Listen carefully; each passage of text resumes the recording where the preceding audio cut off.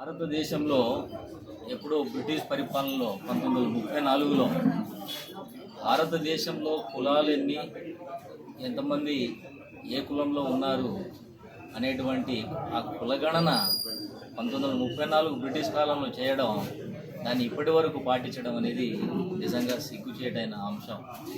ఈనాడు Bharatiya Janata party ఆధ్వర్యంలో ఉన్నటువంటి ఈ కేంద్ర ప్రభుత్వం ఏదైతే క్యాబినెట్లో తీసుకున్నటువంటి నిర్ణయం జనగణనతో పాటు కులగణన చేయాలనేటువంటి ఆలోచన కేవలం భారతీయ జనతా పార్టీ కేంద్ర ప్రభుత్వం మాత్రమే దీన్ని ముందుకు తీసుకెళ్తున్నందుకు యావత్ ఎస్టీ సమాజం తరఫున, భారతదేశంలో ఉన్నటువంటి యావత్ ఎస్టీ సమాజం తరఫున నరేంద్ర మోదీ గారికి, బీజేపీ ప్రభుత్వానికి, కేంద్ర ప్రభుత్వానికి నేను ధన్యవాదాలు తెలియజేసుకుంటున్నాను.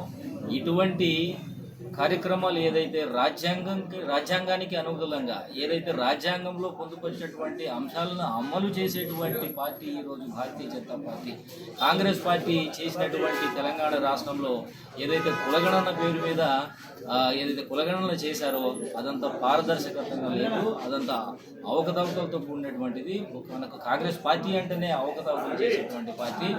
మనం చూసాం ఏదైతే సర్వేలో వచ్చిందో బీసీ యొక్క సంఖ్యను చాలా తగ్గించి చూపించారు. కాబట్టి ఇప్పుడు ఏదైతే కేంద్ర ప్రభుత్వం చేపట్టబోతున్నటువంటి కులగణనలో ఎస్సీలకు, ఎస్టీలకు అలాగే బీసీలకు పారదర్శకమైనటువంటి కులగణన జరుగుతుంది. దాని ద్వారా ఏదైతే ప్రభుత్వం ఇచ్చేటువంటి సంక్షేమ పథకాలు చివరి వ్యక్తికి కూడా చేరబోతున్నందుకు మేము బీజేపీ ప్రభుత్వానికి, కేంద్ర ప్రభుత్వానికి ధన్యవాదాలు తెలియజేసుకుంటున్నాను.